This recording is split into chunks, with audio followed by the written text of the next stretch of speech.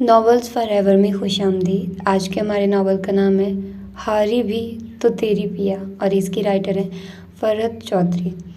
और कुछ दिनों से मैं नावल्स अपलोड नहीं कर रही थी क्योंकि मैं थोड़ा बहुत बिज़ी थी, कुछ मेरा दिल भी नहीं कर रहा था और भी बहुत सारी बातें हैं जो कि नहीं डिस्कस की जा सकती।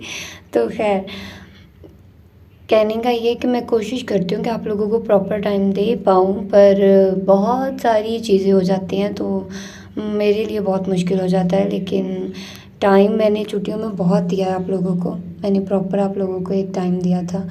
तो अब मैं फिर भी थोड़ा बहुत टाइम निकाल कर एक दिन, जैसे कि मैंने हाल ही में रिकॉर्ड करके कंप्लीट किया। और नीलम रियासत का नावल अभी मैंने कंप्लीट कर लिया है बुक्स फॉरएवर चैनल पर। अगर आप लोगों ने नहीं सुना तो आप लोग जा सकते हैं। जाना तुझे जब जाना, जिसके मतलब राइटर नीलम रियासत है। तो वो बहुत ही ज़बरदस्त नावल था, कंप्लीट हो चुका है और मेरे पास इतना टाइम नहीं आ रहा कि मैं उसके आखिरी वाले, वो क्या कहते हैं कि 2 एपिसोड्स के बाद थंबनेल बना दूँ। मैंने विदाउट थंबनेल ही अपलोड कर दिए कि जब मेरे पास टाइम होगा तो बाद में मैं अपलोड कर दूँगी। तो हालिम भी कंप्लीट हो गया, उसका भी थंबनेल मैंने कंप्लीट नहीं किया। मैंने कहा जब वो कंप्लीट हो जाएगा फिर थंबनेल उसके साथ ही बना दूँगी। और अब वो नावल शुरू करना है हुमैरा अहमद का, वो भी काफ़ी, अमरविल को काफ़ी दिन हो गए हैं। तो वो एक्चुअली लाइट नहीं थी। आजकल बहुत कुछ हो रहा है यार, हमारी यूनिवर्सिटी में हमें वीपीएन के बगैर कोई भी वेबसाइट की एक्सेस नहीं है। बिल्कुल ना इंस्टा चलता है, ना यूट्यूब चलता है, ना ही स्नैपचैट चलती है। तो इसके लिए हमें वीपीएन लगाना पड़ता है और यूनिवर्सिटी वाले ऐसे लोग हैं, हर वीपीएन को ब्लॉक कर देते हैं, हर दूसरा वीपीएन ब्लॉक्ड है। तो फिर क्या है कि हमें जुगाड़ लगाने पड़ते हैं। बहुत सारे लोगों से हमें पूछना पड़ता है कि यार तुम लोग कौन सा यूज़ कर रहे हो वीपीएन। तो इस तरह से हमें कुछ ना कुछ कहीं ना कहीं से नया वीपीएन मिल ही जाता है। तो यूनिवर्सिटी वाले समझते हैं कि हम नहीं यूज़ कर रहे, बट हम वीपीएन लगाते हैं। तो ये वीपीएन का थोड़ा सा है इशू, बट खैर कोई नहीं। जब मतलब वीपीएन भी अक्सर नहीं चलता, साथ लगाओ ना तो उसका भी पता नहीं इतने रोले आ रहे होते हैं, मैं बहुत फिर इरीटेट होती हूँ। तो फिर मेरा दिल ही नहीं करता क्योंकि बहुत सारे नावल्स ऐसे रिकॉर्ड करने, उनके आखिरी एपिसोड का मुझे पता ही नहीं होता कि मैंने कहाँ पर ख़त्म की होती है। तो फिर उनको जाकर यूट्यूब पर देखना कि वो कौन सी एपिसोड थी, कहाँ ख़त्म की थी, पेज नंबर कौन सा है, फिर जाकर उसको रिकॉर्ड करना। और ये सारी चीज़ें बहुत सारी मिल रही हैं, लेकिन कोई नहीं, होता है ऐसा भी। तो आइए जल्दी से स्टार्ट करते हैं इस नावल को। और मैं अभी आप लोगों को ऐसे ही शॉर्ट नावल्स प्रोवाइड कर रही हूँ, देखते हैं कोई लॉन्ग नावल भी स्टार्ट करते हैं। लेकिन अभी 1 मंथ तक, 2 मंथ तक ऐसे ही चलो यार, क्योंकि मेरे अब मिड भी स्टार्ट होने वाले हैं तो मिड्स को भी देखना है थोड़ा बहुत। मैंने कुछ भी नहीं पढ़ा, लिटरली कुछ नहीं पढ़ा। मैं इस दफ़ा कह सकती हूँ कि मैंने एक लफ्ज़ नहीं पढ़ा। और अभी मिड सर पर खड़े हैं, नवंबर के फर्स्ट वीक में होने हैं। और आप लोग जानते हो कि आज 25 तारीख है। हाँ, आप लोगों को कल ये नावल मिलेगा 26 को शायद, लेकिन आज 25 तारीख है, मैं रिकॉर्ड कर रही हूँ तो देख ही लें आप लोग अब। खैर आइए स्टार्ट करते हैं इस नावल को। और मैं इस नावल के मतलब इस वीडियो के थ्रू एक और भी चीज़ बता दूं कि इंशाल्लाह बहुत जल्द मैं व्लॉगिंग स्टार्ट करूंगी। उसमें मेरी वॉइस होगी डेली बेसिस पर, जो मैं वर्क करूंगी उसके क्लिप्स होंगे थोड़े बहुत। मैं नहीं होंगी, मेरी शक्ल नहीं आएगी। बाकी देखते हैं कि मैं कैसे जुगाड़ लगाती हूँ, क्योंकि मैं अपना फेस रिवील नहीं कर सकती।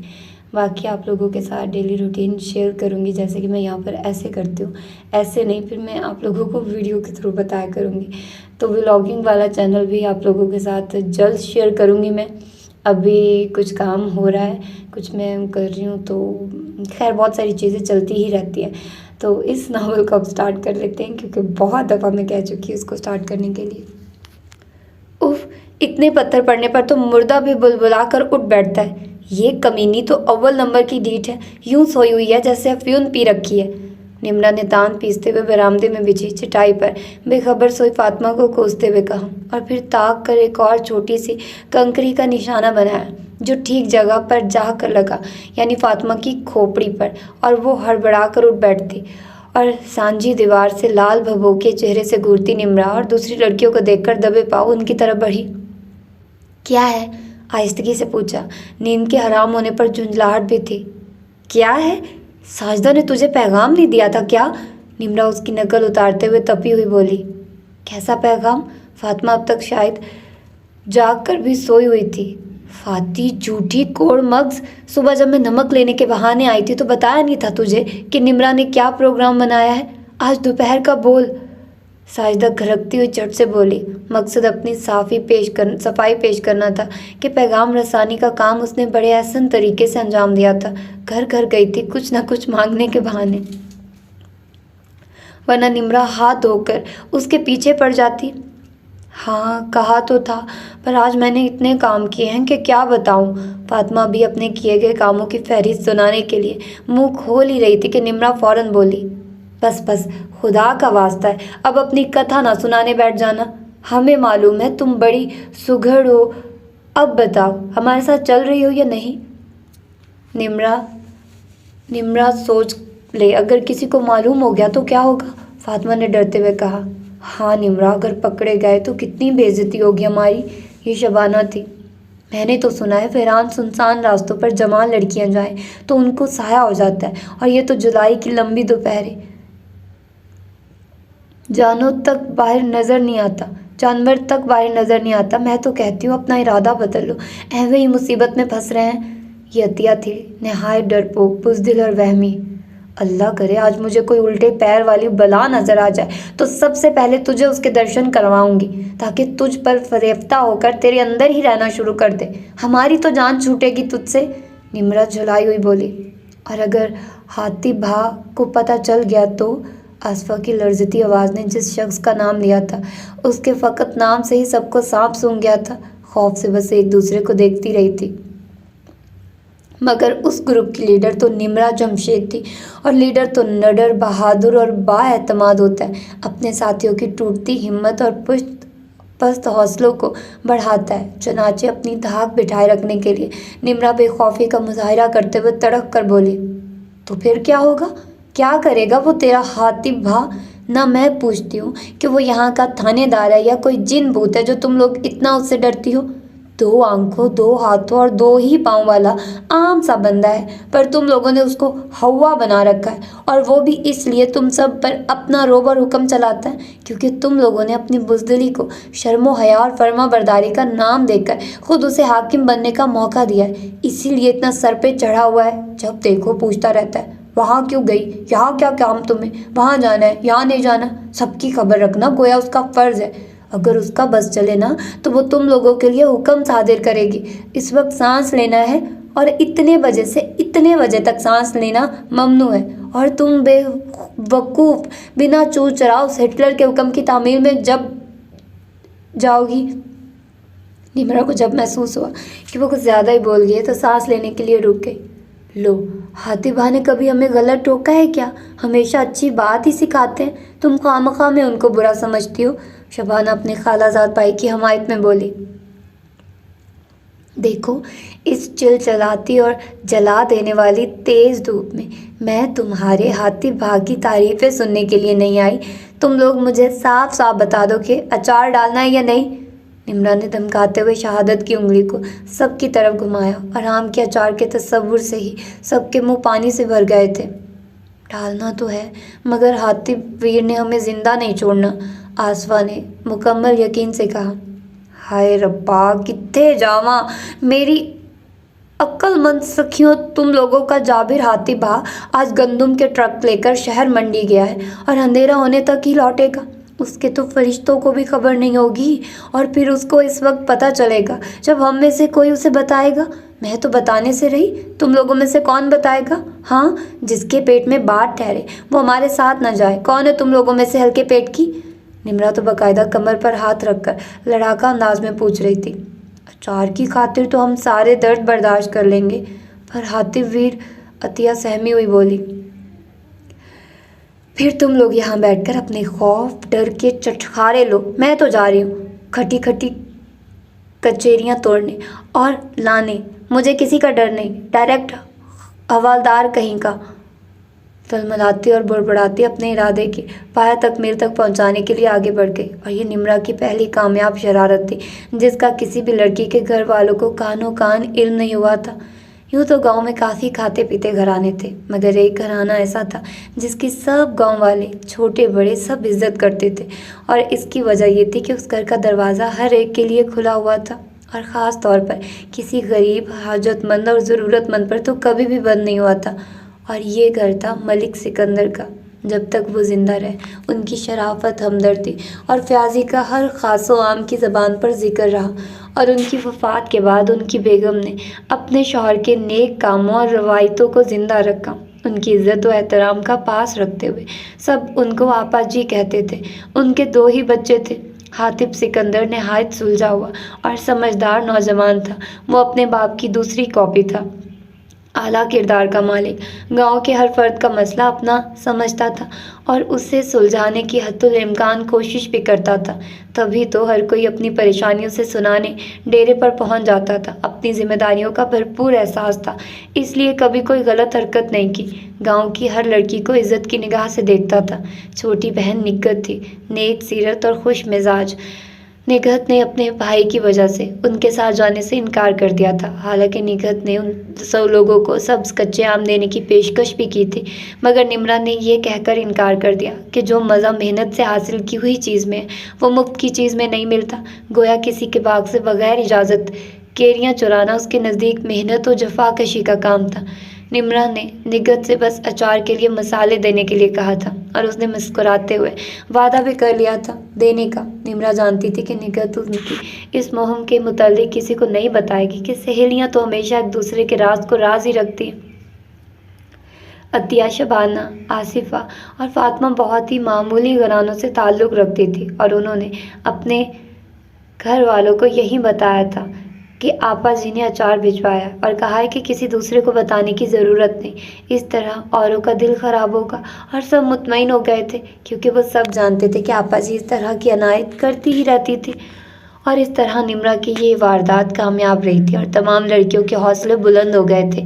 और निम्रा तो मसरूर और शादा होने के साथ साथ इत्तरा भी रही थी। सब उसे दाद और शाबाशी जो दे रहे थे। और फिर अचार कहाँ से आया, इस सवाल की पर्दापोशी के लिए जो तरकीब उसने लड़ाई थी, वो तो कमाल की थी।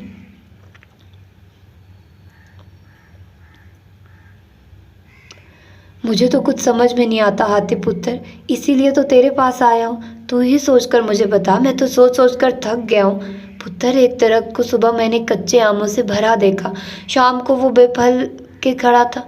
दूसरे दरख्तों पर से भी अंबियाँ गायब थी। मैं तो हैरान रह गया देखकर। रमज़ान चाचा अब तक चकराया हुआ था कि उसके साथ हुआ क्या है। मैं तो खुद हैरान हूँ चाचा, आज तक हमारे गांव में ऐसा नहीं हुआ। हातिब रमज़ान चाचा की तमाम बातें सुनकर मुताज्जिब सा सोच रहा था। मुझे तो इस अफीमी खैरों पर शक हो रहा है। रमज़ान चाचा ने ख्याल जाहिर किया। नहीं नहीं चाचा, किसी पर शक करना गुनाह है। और फिर खैरू चाचा कौन सा गैर आदमी है जो हम उसे जानते नहीं, या फिर कौन सी उसने अफीम नई नई पीना शुरू किया जिसके लिए वो चोरी करेगा। और फिर उसे तो अपना होश नहीं, वो ऐसा नहीं कर सकता। ये काम तो किसी चुस्त और तेज़ बंदे का लगता है। हातिम ने सोचते हुए अपना ख्याल बताया। फिर कौन हो सकता है? रमज़ान चाचा मुतफक्किर सा पूछ रहा था, क्योंकि अब उसे अपने दूसरे फलदार दरख्तों की फ़िक्र लाहक हो गई थी। आप परेशान ना हो चाचा, मैं 1-2 लड़कों को आपके बाग की रखवाली के लिए भेज दूंगा। निगरानी भी हो जाएगी, और अगर वो चोर दोबारा आया तो जा नहीं सकेगा। आप इस बात का जिक्र किसी और से मत कीजिएगा। हो सकता है चोर इसी गांव का रिहायशी हो, और इस तरह वो बाखबर और होशियार हो जाएगा। आप मेरी बात समझ रहे हैं ना? हातिम ने रमज़ान चाचा की ना सिर्फ परेशानी दूर कर दी थी, बल्कि जिम्मेदारी अपने कंधे पर उठा ली थी। और रमज़ान चाचा दुआएं देता चला गया। हातिब अपनी बैठक में बैठा इस वाक़ये का सिरा ढूंढने में डूबा हुआ था कि निम्रा ज़ोर ज़ोर से निगहत को पुकारने लगी। निग्गो, निग्गी, कहाँ है तू?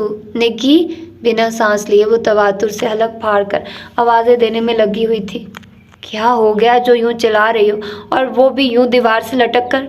हातिब सख्त भारी आवाज़ में नागवारी से बोला। मैं चिल्ला नहीं रही, निग्गी को बुला रही हूँ, और मेरी मर्जी है, मैं चाहे छत से लटकूं, दीवार से या दरवाजे से। तुम कौन होते हो मुझे मना करने वाले? निम्रा ने वहीं से तड़ाक के जवाब दिया। तमीज़ से, तुम खाला कुबरा की मेहमान हो, इसलिए लिहाज कर रहा हूँ, वरना ऐसा सबक सिखाता था कि याद रखती। उतरो अब दीवार से और दरवाजे से अंदर आओ। नहायत ही गैर महज़बाना और जाहिलाना तरीका ये बात करने का। हातिब अपनी आदत से मजबूर उसे समझा रहा था। तो मैंने कब कहा है कि तुम मुझे महज़ब तमीज़दार समझो, और तुम्हारे समझने ना समझने से मेरी सेहत पर कोई फ़र्क नहीं पड़ता। निकी, ओ निकी। निम्रा अभी अपने नाम की अपनी ढीठ थी, टिठाई से दोबारा गला फाड़ने लगी। जाहिल, बदतमीज़। हातिब तैश में आकर बुड़बड़ाया, मगर फिर खामोशी से सहन में बिछी चारपाई पर लेट गया। जान गया था कि वो ज़िद्दी फितरत की लड़की है और हर तरह भी अगर उसने मज़ीद उसे टोका तो वो ज़िद में यूं ही दीवार से लटकी जंग करती रहेगी। इसलिए खामोशी इख्तियार कर ली। 7वीं 8वीं आवाज़ पर भी जब निक्की बाहर न निकली तो उसने घर आने के से अंदाज में सकून और आराम से लेटे हातिब से पूछा, निकी घर पर नहीं है क्या? मैं तुमसे पूछ रही हूँ, निकी घर पर नहीं है क्या? ये बात तुम्हें सबसे पहले पूछनी चाहिए थी। हैरत की बात तो ये है कि अब भी पूछ रही हो। हातिब का अंदाज इस्तज़ाया था तो चेहरे पर एक ख़ास चमक थी। कहीं मूँछों तले मुतबस्सुम लब गोया उसका मजाक उड़ा रहे थे। और निम्रा को वाकई अपनी कम अकली पर गुस्सा आ गया। क्या ज़रूरत थी भला उससे आने से पूछने की? चुपचाप नीचे उतर जाती, मगर अब तो देर हो चुकी थी। मगर बजाय शर्मिंदा होने के उल्टा उसे इल्ज़ाम देने लगी। तो तुम खुद पहले बता देते तो क्या तुम्हारी ज़बान घिस जाती? तुम भी अपनी ज़बान का इस्तेमाल कम किया करो। हर वक्त के बेमसरफ इस्तेमाल से अदब, लिहाज, तमीज़ सब कुछ भूल चुकी है। ऐसी बदलिहाजी शरीफ लड़कियों को ज़ेब नहीं देती। खासकर हमारे गांव में तमाम लड़कियां तमीज़दार हैं। इसलिए हातिब का खून खौल गया था निम्रा की गुफ्तगू सुनकर, इसलिए दरश्ती से मगर धीमे लहजे में उसे तनबीह कर रहा था कि निम्रा दरमियान में ही चीख पड़ी, तुम ये तमीज़ का सबक अपने अच्छे गांव की अच्छी और भोली भाली लड़कियों को ही देना। मुझे ज़रूरत नहीं है इसकी, क्योंकि मैं तुम्हारे गांव की नहीं हूँ। खुशकिस्मती से अपना रोब भी मुझ पर जमाने की कोशिश मत करना। मैं दबने वाली नहीं हूँ। वो तड़ियाँ देती तहकते चेहरे के साथ दीवार से हट गई। किस कदर ढीठ लड़की है, कैसी तरबियत की है इसके घर वालों ने, कैसे चटाक पटाख जवाब देती है, खौफ ना झिझक। इतना भी ख्याल नहीं कि मेहमान आई हुई है। हातिब को ऐसी लड़कियों से सख्त चिढ़ती जिनकी ज़बान कैंची की तरह चलती थी, और वो सुलगता हुआ अब तक उस बदतमीज़ को सोच रहा था। पता नहीं खुद को समझता क्या है, जैसे सारे ज़माने की अकल तो उसके ही पास है, इसलिए बेदरीक बांटता फिरता है और फिर बड़ा खुश होता है। हर वक्त नसीहतों का दफ्तर खोले बैठा रहता है, खुद को बड़ा फिलोसफर और दानिश्वर समझता है। तुम्हारा पाला भी निम्रा से पड़ा है जो किसी से नहीं डरती। बड़ा आया गुस्से से उस वक्त उसका दिमाग खौल रहा था, इसलिए बेरब्तगी से हातिब की शान में कसीदा पड़ती हुई दब से चौकी पर बैठी तो नीचे से खिसक गई और निम्रा मिट्टी के कच्चे फर्श पर धम से जा गिरी। शबाना और उसके घर आई अतिया उसकी हालत देखकर हंसने लगी। बंद करो अपनी ये खी खी खी, आधा खून पहले ही जल चुका है, बाकी का तुम जला दो। निम्रा धाड़ी। हम खिड़की से देख रहे थे, किसको इतने प्यार से कोसते हुए आ रही थी? अतिया ने जानना चाहा। तेरे उस हातिब भा को। निम्रा का मुंह ही कड़वा हो गया था उसका नाम लेकर। मैंने तुझे पहले ही मना किया था कि इस वक्त निक्की को बुलाने मत जा, पर तू किसी की सुनती थोड़ी है। हातिब ने डांटा तुझे? शबाना परेशान से उससे पूछ रही थी। और तुम लोगों का ये हातिब भा कर क्या सकता है? देखा कि नसीहत करने का मौका नहीं है तो पकड़ कर डांट दिया, बस अपनी दोस्त जमानी है उसने तो। खामखा कोई भी तरीका, तुम लोग मेरा साथ दो ना तो सीधा करके रख दो तुम्हारे उस हातिब भा को। निम्रा तो आज खूब तपी हुई थी, इसलिए आवाज़ में भी अंगारे थे, चेहरा गुस्से के तमाज़ुत से दहक रहा था। वैसे निम्रा, ये जो तुम 24 घंटे हर बात पर तुम लोगों के हातिब भा, तुम्हारे हातिब भा का रट लगा रखती हो, ये हमारी समझ से बाहर है। शबाना की बात में शरारत छुपी थी। क्या मतलब? निम्रा का दिमाग तो वैसे ही उस वक्त घूमा हुआ था। वो बात वो क्या खाक समझती? भाई हम तो मानते हैं कि वो हमारे भा हैं, तेरे क्या हैं? अतिया भी शौक हुई। हाय अल्लाह, द लखों बारी शुक्र है कि ये किसी भी रिश्ते से मेरा भा नहीं है। निम्रा ने कानों को हाथ लगाते हुए कहा। अच्छा जी, तो ये बात है? अतिया आंख दबाते हुए खिलखिलाई। वैसे जोड़ी अच्छी रहेगी। शबाना लुत्फानंदोज होते हुए बोली। क्या जलील कमीनियों, जिंदा नहीं छोड़ूंगी तुम दोनों को। भाग आ रही हो? निम्रा को अब उनकी शरारत समझ में आई थी और वो तो लड़ने मरने पर तैयार हो गई। क्या कह रही है निम्रा? आसफा ने बेयकीनी से पुरसुकून सी खड़ी निम्रा को देखकर पूछा। हाय नहीं, फातिमा का अपना ही अंदाज था। ये बहुत मुश्किल है और ये बात छुपने वाली भी नहीं। शबाना खुश्क होंठों पर जबान फेरते हुए बोली। मैंने तो सुना है अगर किसी मासूम और बेगुनाह इंसान या जानवर को अपनी गर्ज के लिए कत्ल किया जाए तो उसकी रूह बेचैन होकर भटकती रहती है, अपने कातिल को सताती है। अतिया भूत प्रेत के नाम से ही कांपने लगती थी, इसलिए हर वक्त और हर बात पर यही पहला ख्याल उसके जहन में आता था।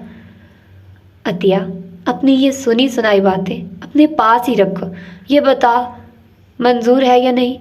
निम्रा ने हतमी अंदाज में पूछा। देखो निम्रा, अगर इस बात का हातिम बहा को पता चल गया ना तो समझो हम में से किसी की खैर नहीं। अगर फिर भी तुम बाजिद हो तो चंद चीज़ें मैं तुम लोगों को दे दूंगी, मगर तुम लोगों के साथ नहीं जाऊंगी। वैसे भी हातिम बहा का गुस्सा मैं बर्दाश्त नहीं कर सकती। निकी अपना दामन बचाकर इनकार करते हुए वहाँ से उठ गई। तौबा, इतना खौफ, इतनी हैबत तो मौत के फरिश्ते की भी नहीं होती जितनी इस शख्स की है। अब तुम लोगों ने क्या मुंह में घुंघियाँ डाल ली हैं? फूटो, चलती हो मेरे साथ कि नहीं? निम्रा निग्गी के जाने पर आग बगोला सी होकर बोली। दिल तो चाह रहा है पर साजिदा कशमकश का शिकार थी, जाए या ना जाए। तो बस तय है कि आज हम अपने दिल की मानेंगे। उठो अब। निम्रा ने सबकी मुश्किल हल कर दी अपना फैसला थोप कर, क्योंकि वो जानती थी कि ये कम हिम्मत लड़कियां सोचती ही रह जाएंगी और उसका मंसूबा धरा का धरा रह जाएगा। निक्की, जल्दी से खाना लेकर आ, सख्त भूख लग रही है। शहर जाना भी एक मुसीबत है। हातिब ठंडे पानी से मुंह हाथ धोते हुए अपनी भारी आवाज़ में बोल रहा था। तो बैठ भा, मैं लाती हूँ। निग्गी तवे पर रोटी डालती हुई बोली। हातिब हमेशा गर्म रोटी पसंद करता था। ये लो, खाला ने भेजा है तुम्हारे लिए गर्मा गर्म। निम्रा फूलदार नैपकिन से ढकी ट्रे हातिब के आगे रखती हुई रूखी आवाज़ में बोली। अच्छा, मुर्गी मिसाले वाली, वहाँ कोई मेहमान आया था क्या? हातिब तंदूर की रोटी तोड़े हुए सवाल कर बैठा। क्यों, ये मुर्गी क्या सिर्फ मेहमानों के लिए हलाल है? निम्रा हस्बे मामूल तड़क कर बोली। अच्छी बनी हुई है, स्वाद है, पर शिबी ने नहीं बनाई, तूने पकाई है। हातिब उसके हाथ के बने सालन की तारीफ कर रहा था, मगर हैरान कुन अंदाज में, गोया उसे शक हो कि वाकई वो उस तरह के काम भी कर सकती है या नहीं, वरना वो जब से आई थी हमेशा बातों में मसरूफ़ ही देखा था। कभी इस घर ताज्जुब है, कोई नसीहत नहीं की तूने? सालन को यूँ होना चाहिए, रोटी ऐसी होनी चाहिए। निम्रा उसे चिढ़ाने के से अंदाज में बोली। हाँ, नसीहत तब करता हूँ जब इसकी ज़रूरत महसूस करता हूँ। खाला को मेरी तरफ से शुक्रिया कहना। हातिब हंसते हुए दोबारा खाने में मशगूल हो गया। तौबा, जितना लंबा चौड़ा है हंसता उससे भी ज़ोरदार है, कान के पर्दे फाड़ दिए। निम्रा उसे दिल में बुरा कहती निग्गी की तरफ बढ़ गई, जो मबहूत सी बावर्ची खाने के दरवाजे पर खड़ी थी। निम्रा, ये क्या किया तूने? निग्गी बरहमी से सरगोशियाना अंदाज में चीखती। क्या किया है? नेकी का काम किया है, तेरे भाई को खाना खिलाया। अपनी जिन जैसी आवाज़ में भूख भूख के लिए धाड़ रहा था। मैंने सोचा इससे पहले कि सारा मोहल्ला इस खौफनाक हो भयानक आवाज़ से लर्ज कर रह जाए, मैं उसे खाना दे या देती हूँ। देखो कैसे मज़े से खाना खा रहा है तुम्हारा दियो भाई। निम्रा लापरवाही से अपनी बोल रही थी, ये देखे बगैर कि निग्गी के चेहरे पर एक रंग आ रहा था, एक जा रहा था। पर निम्रा, अगर भा को पता चल गया ना तो वो ये भूल जाएंगे कि तुम मेहमान हो, वो बिल्कुल लिहाज नहीं करेंगे। निग्गी एकदम ही परेशान हो गई। कुछ नहीं होगा, तो फिक्र ना कर, अगर कुछ हुआ भी तो मैं तेरा नाम नहीं आने दूंगी बीच में। निम्रा उसे तसल्ली देकर चल दी। हाय आपा जी, कैसे सब्र कर लूँ, इकट्ठी 4 मुर्गियाँ गायब हो गई हैं मेरी। मोहल्ले की जुबैदा अपना दुखड़ा रो रही थी। तो बिला वजह ही परेशान हो रही है जुबैदा, मुर्गियों ने जाना कहाँ है, इधर उधर निकल गई होंगी। कमाल पुत्र को भेजना था, ज़रा आगे तक देखा था। आपा जी हलावत भरे लहजे में बोली। आप भी कमाल करती हैं आपा जी, मैं तो शामा की अजान पर ही सब मुर्गियों को खुडे में बंद कर देती हूँ। हर तरफ देख लिया है, तभी तो आपके पास आई हूँ, आप पता करवाइए। जुबैदा अब गुस्से में आ गई थी। कमली हो गई है तू, मैं कैसे पता करवाऊँ? जिस किसी से भी पूछेंगे वो यही सोचेगा कि हम उसे चोर समझ रहे हैं। क्यों सबको दुश्मन बना रही है? आपा जी ने रसान से समझाया। अम्मा, खेतों के एक तरफ कचरे के पास मुर्गियाँ पर पड़े हैं। जुबैदा के बेटे कमाल ने हांफते हुए आकर इतला दी। हाय मैं मर गई, हाय किसने ये जुल्म किया, दिन दहाड़े मेरी कुकड़ियाँ ज़िबा कर डाली, मैं उसकी तिक्का बोटी कर छोड़ूंगी। जुबैदा आपे से बाहर हुई तो ऑल फॉल बकने लगी। क्या हो गया खाला, क्यों चिल्ला रही हो? हातिब जो अपने कमरे में सोया हुआ था हड़बड़ाकर बाहर आ गया। हातिब पुत्र वेख की होया है, मेरी मुर्गियां नू किसी ने पका कर खा लिया। हाय हाय, अरे इस चोर के हाथ टूट जाए, फालज करे उसके हाथों पर। जुबैदा कोसनों पर उतर आई। हुआ क्या है अम्मा? हातिब ने ना समझते हुए नाचार अपनी वालदा से पूछा। किसी ने तुम्हारी खाला की 4 मुर्गियां चोरी कर ली और अब उनके पंजे और सर कचरे के पास से मिल गए हैं, यानी किसी ने मुफ्त में दावत उड़ाई है। आपा जी बताते हुए आखिरी बात पर खुद भी मुतबस्सुम हो गई कि ऐसा पहली बार हुआ था। 4 मुर्गियां गायब। हातिब तो अपनी जगह पर शशदर सा रह गया। एक आदमी बैक वक्त 4 मुर्गियां कैसे पकड़ सकता, इसका मतलब चोर के साथी भी हैं। अगर मुर्गी चोर इसी गांव का है तो लाजिम है मुर्गी का सालन घर में ही बना होगा, नहीं बाहर भी पकाया जा सकता है, पर कैसे पता चलेगा? घर घर जाकर तो पूछा नहीं जा सकता। अरे इतने छोटे छोटे चूजे थे जब से मैंने उनको पाला है, और जब वो अंडे देने लगी तो किसी कलमोहे ने उन्हें चट लिया। अरे अभी कल ही निम्रा बेटी मुझसे पूछ रही थी कि मैं उनको कौन सा खास दाना डालती हूँ जो ये इतनी फल फूल रही हैं। पता नहीं कौन बुरी नज़र रखे हुए था मेरी मुर्गियों पर। जुबैदा तो बाकायदा रो रही थी। निम्रा हातिम नाम पर चौंक गया और फिर जैसे जहन में झमाका सा हुआ, मगर सिर्फ शक की बिना पर फिलहाल कुछ कहना उसे मुनासिब न लगा, सो खामोश रहा। अल्लाह की फिटकार उस बेहया बेशरम पर तड़प तड़प कर मरे। अल्लाह करे हैजा हो जाए, हजम ना हो चोरी की मुर्गियां उसे, और जिसने उसके साथ मिलकर खाई हैं सबको अल्लाह पूछे। जुबैदा के घोंसने अब बद्दुआओं की शक्ल इख्तियार कर गए थे। हातिब की तो हालत गैर होने लगी थी। बेकसूर होते हुए भी उसे महसूस हो रहा था कि जुबैदा खाला उसे सुना रही है, जैसे वो जान गई हैं कि भुना हुआ मुर्गी का सालन उसने भी पेट भरकर खाया था और अनजाने में वो भी उस चोरी का हिस्सादार बन गया था। परेशानी की हालत में वो वही अम्मा के तख्त बोझ पर बैठ गया। अब बस कर जुबैदा, मट्टी डाल, जो हो गया सो हो गया। दुआ कर रब सोना इस बेहदायते को राह रास्त पर लाए। यूँ सोचे समझे बगैर किसी को बद्दुआएं नहीं देते। अब घर जा घर और सुन पछवाड़े से 2 मुर्गियां लेती जा।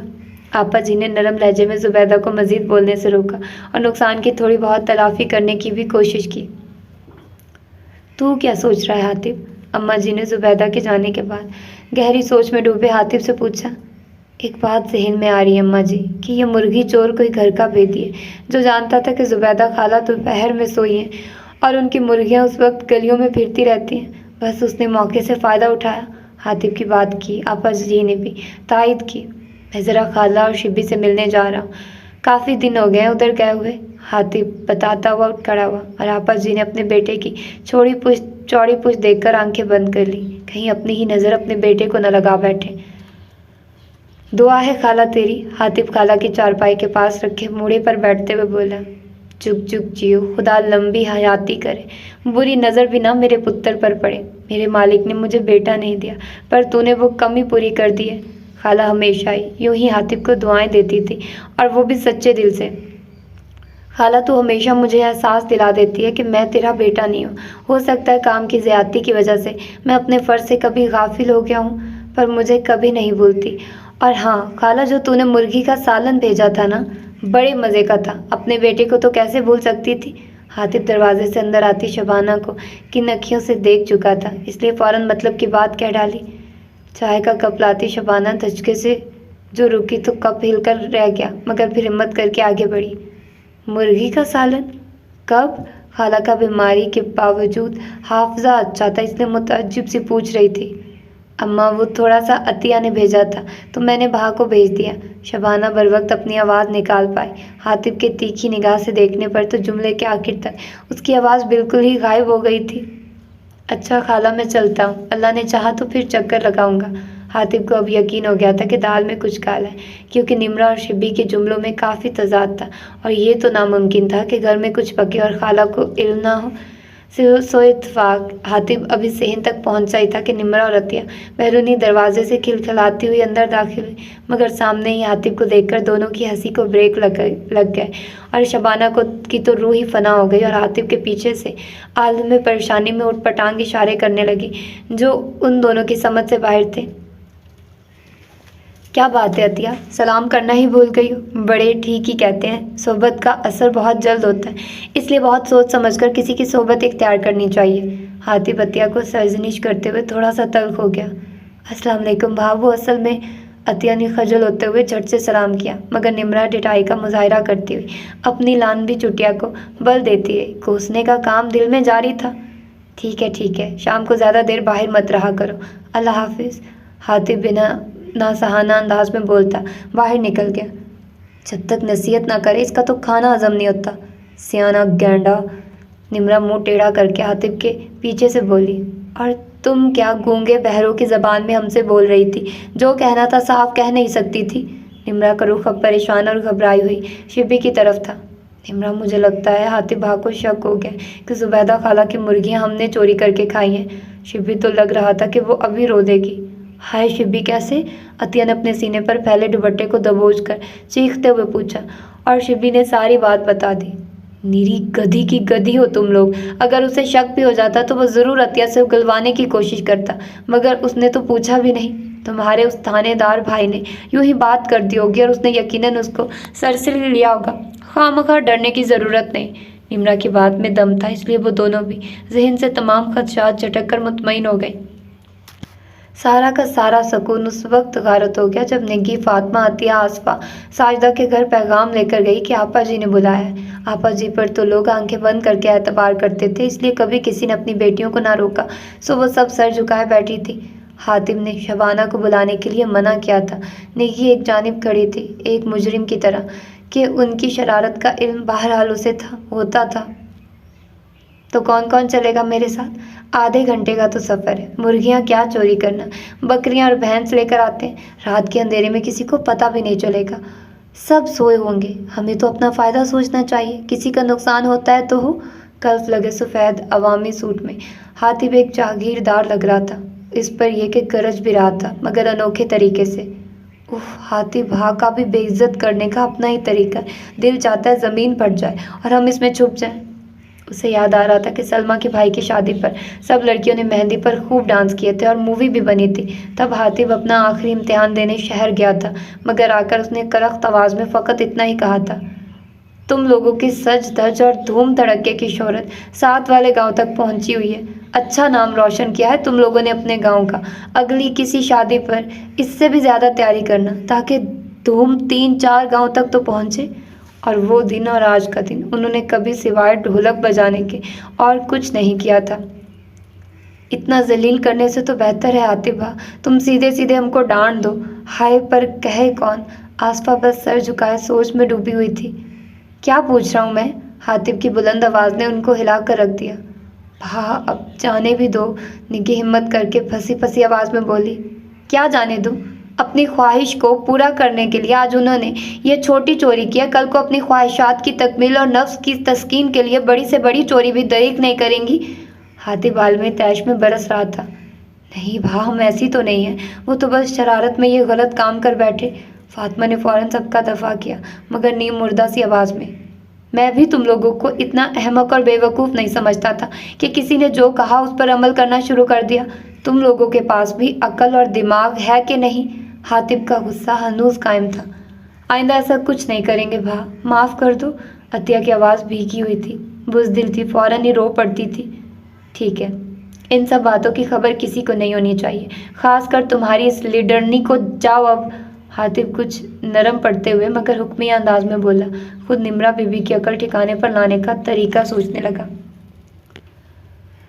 ये 15 किलो मुर्गी का गोश्त है, सलाद की चीज़ें, मीठे में मतंजन या फिरनी ठीक रहेगी। मेरे दोस्त 2 बजे तक इंशाल्लाह पहुंच जाएंगे। सब कुछ वक्त पर तैयार मिलना चाहिए। हातिब अजरक की चादर को अपने मजबूत कंधों पर जमाते हुए बारोब आवाज़ में मुखातिब था। निग्गी ने अमूमी अंदाज में सर को हिलाकर ठीक है का जवाब दिया, जबकि निम्रा पेचो ताप खा रही थी उस कम अकल शख्स पर जो बड़ा अक्लमंद बना फिरता है। अब रातों रात तो इल्हाम नहीं हुआ होगा कि 2 शहर से टपक रहे हैं। सुबह सवेरे भी ये सारा सामान लाया जा सकता था। 11 बजे हुक्म शाही सादिर किया जा रहा है। अब बेचारी इतनी सख्त गर्मी में चलती रहेगी चूल्हे के आगे। उस दिन निम्रा ने मुर्गी का भुना हुआ सालन बहुत अच्छा बनाया था। निम्रा को कहकर पकवा लो, माना कि मेहमान है, मगर मेरी इज्जत का सवाल है। मेरे दोस्त पहली बार आ रहे हैं। हातिब संजीदगी से बोलता।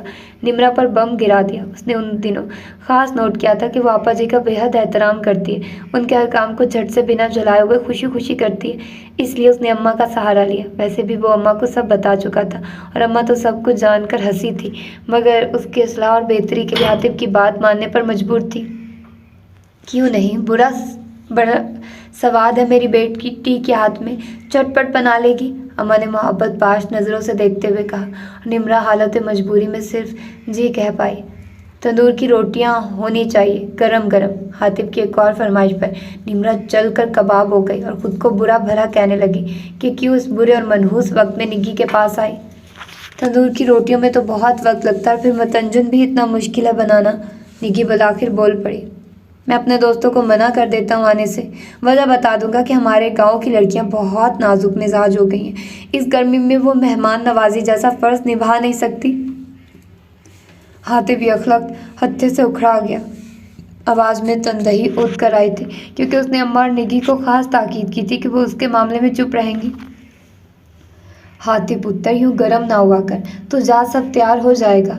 अम्मा के तसल्ली बख्श जवाब पर हातिब एक कहर आलूद नज़र निम्रा पे डालकर बाहर निकल गया। मैंने क्या कहा है जो यूं मुझे खा जाने वाली नज़रों से घूर कर गया है। तौबा, कैसी उल्लू और अकाब से मिलती जुलती आंखें हैं, जैसे अभी झपट पड़ेगा।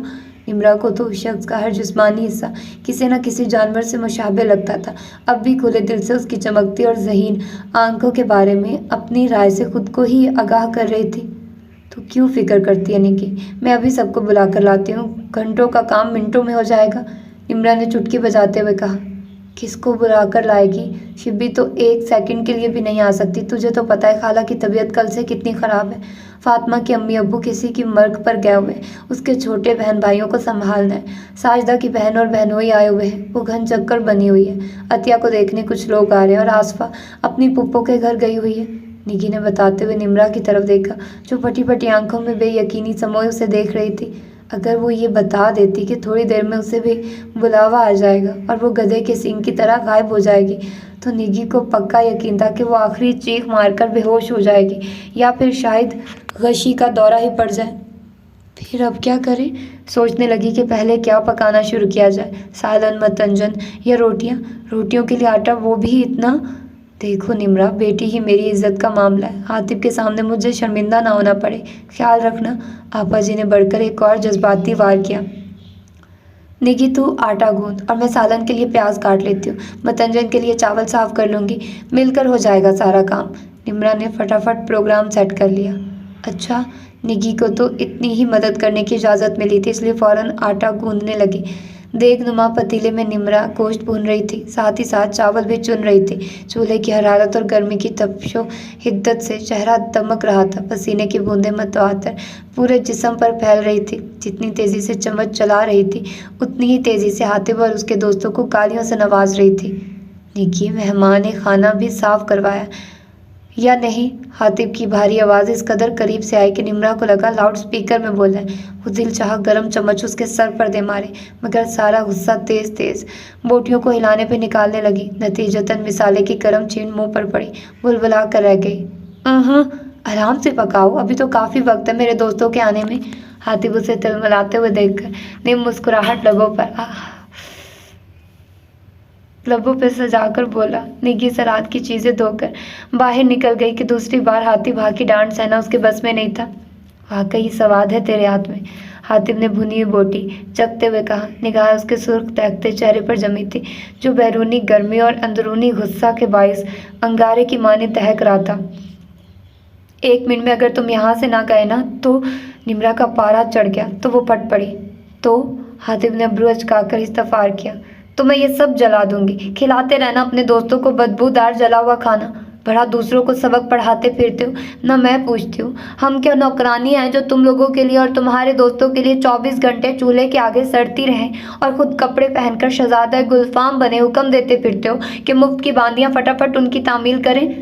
निम्रा का गर्मी से दिमाग पिलपला हो गया था, इसलिए तो बेतुकान बोल रही थी। तने हुए चेहरे पर पसीने के कतरे चमक रहे थे, आंखों में और अंदाज में कोई खौफ नहीं था। हातिब को खुद पर ताज्जुब हो रहा था कि वो कभी किसी लड़की के इतने करीब होकर नहीं बैठा था। हमेशा हद में रहकर बात की थी और गांव की तमाम लड़कियां भी तो उसकी इज्जत करती थी। किसी में इतनी हिम्मत नहीं थी कि उसको जवाब देती, मगर ये लड़की तो न जाने किस मिट्टी से बनी थी। मगर फिर भी हातिब को उसका कुर्ब अच्छा लग रहा था। ना, वो तो मेरी बहुत प्यारी बहनें हैं, उनको अपने साथ क्यों मिला रही हो? हातिब का दिल तो आज शरारत पर आमादा था। क्या तूने मुझे नौकरानी कहा? नौकरानी होगी तेरी वो, आपा जी की वजह से पका रही हूँ, वरना मैं देखती हूँ तू कैसे मुझसे पकवाता है। निकल अब यहाँ से। निम्रा बुफरी हुई शेरनी की तरह धाड़ने लगी और उंगली से हातिब को निकलने का इशारा किया। तमीज़ से बात करो, मैं ये लहजा सुनने का आदी नहीं। हातिब यकलख्त सर्द आवाज़ में बोला। मेरा लहजा ऐसा ही है और तुमसे डर के मैं बदलने वाली नहीं। निम्रा ने भी दुबदू जवाब दिया। बदलोगी अपना लहजा भी और आदातो अतवार भी, थोड़ी देर में अकल इस शरीफ ठिकाने पर आ जाएगी। हातिब कतियत से कहता बावर्ची खाने से बाहर निकल गया। निम्रा बेटी निग्गी के पाँव में मोच आ गई है, हम दोनों मिलकर तंदूर पर रोटियां लगा लेते हैं। आपा जी जो मुतफक्किर सी लग रही थी आटे की परात उठाते हुए बोली। नहीं नहीं आपा जी, आप क्यों लगाएंगी रोटियां, मैंने मीठे चावल दम पर रखे हैं, आप उन्हें देख लें, मैं रोटियां लगा लेती हूँ। निम्रा ने फौरन नहीं उन्हें मना करते हुए आटे का थाल ले लिया और गर्म तंदूर के पास जा खड़ी हुई। और फिर एक परात ख़त्म हुई, आटे की तो दूसरी आ गई। तीसरी आटे की परात में से पेड़ा बनाते हुए उसकी हिम्मत जवाब दे गई और वही सर थाम कर बैठ गई। तौबा, जैसा खुद है वैसे ही दोस्त है, ऊँट के ऊँट।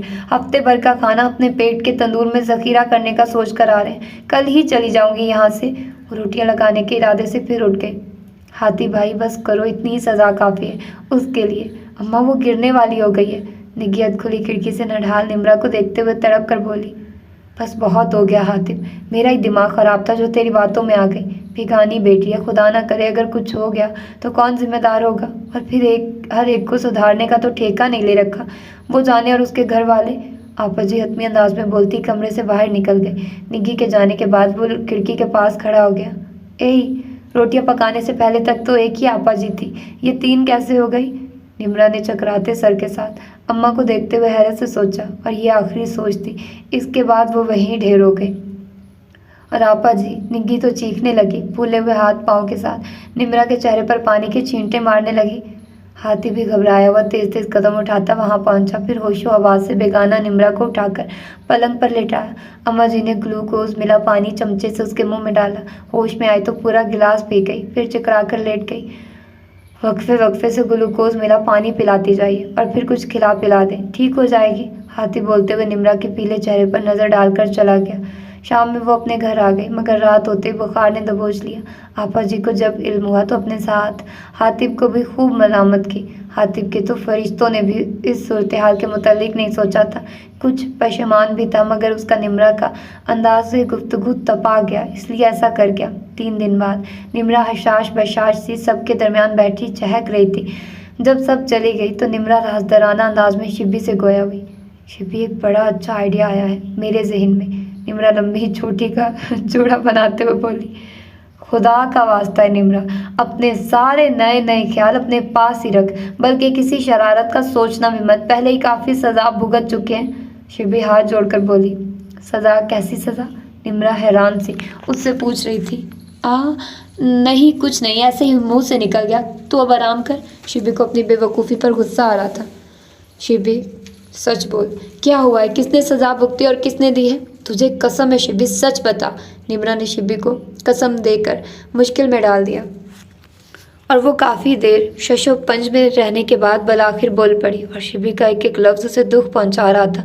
मुतगैर होती हालत ने उसे चारपाई पे बैठने पर मजबूर कर दिया। मैं जानती हूँ निम्रा, भा को तेरे साथ ऐसा सलूक करने का हक नहीं, और उन्हें ऐसे करना भी नहीं चाहिए था, मगर देखना, उन्होंने तेरे भले के लिए ही किया है। बस समझाने का उनका तरीका ही निराला होता है। चल, जो हो गया सो हो गया। शिबी कुछ शर्मिंदा सी बोल रही थी। हाँ तो ठीक कहती है शिबी, मेरा लेटने को दिल चाह रहा है, तू जा। निम्रा कामती आवाज़ में बोलते हुए लेट गई तो शिबी नाचार उठकर चल दी। सज़ा, एक लफ्ज़ खंजर की तरह बेबस हो गया था उसके दिल में। आपा जी भी इसमें शामिल थी, और मैं बेवकूफ़ आपा का मान रखने के लिए लगी रही कि बेटे के सामने आपको शर्मिंदा ना होना पड़े। आप में तो मुझे अपनी माँ नज़र आई थी।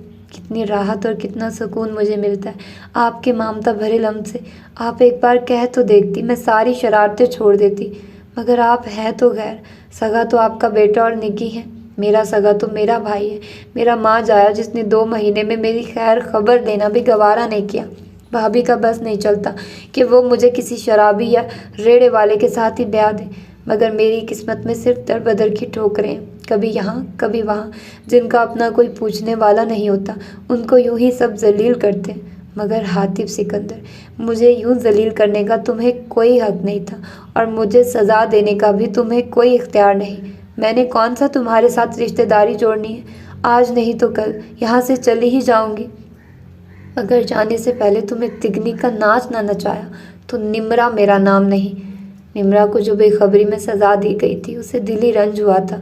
एक ठेस लगने से तमाम दुख याद आ गए थे उसे, मगर रवानी से बहते आंसुओं को पूंछते हुए उसकी हठधर्मी और जिद्दीपन लौट आया था और अब वो जले पैर की बिल्ली की तरह कमरे में चक्कर काट रही थी। हातिब आंखें मूंदे उस अखड़ो रब्त ज़बान निम्रा के मुताल्लिक ही सोच रहा था। पूरा एक हफ्ता गुजर गया था, वो नज़र नहीं आई थी। वो उसकी फितरत को जान गया था कि वो खुद को नडर और बाएतमाद समझती है और ये कि नसीहत करने पर तो भड़क उठती है। इसलिए उसे सबक सिखाने के लिए समझाने के बजाय ये तरीका अपनाया था। गाँव में अब कोई गड़बड़ नहीं हुई थी। इसका मतलब है होश ठिकाने आ गए हैं तुम्हारी निम्रा बीबी। और उसके ख्यालात को मुंतशिर बाहर की चीखों पुकार ने किया था। ये शोर क्या है अम्मा? कौन लड़ रहा है? हातिब तस्बीह पढ़ती अम्मा से पूछने लगा। और कौन है? परवीन लड़ रही है अपनी देवरानी से, अम्मा बेजारी से बोली। बचपन से मैं इन्हें यूं ही लड़ते देख रहा हूँ, मगर अब तो सुलह हो गई थी उनके दरमियान। हातिब हैरत से बोला। हो गई होगी, फिर कोई बात, तो अंदर जाकर लेट जा। अम्मा जी का मशवरा उसे मुनासिब लगा और अभी वो उठ ही रहा था कि परवीन बकती झकती अंदर आ गई।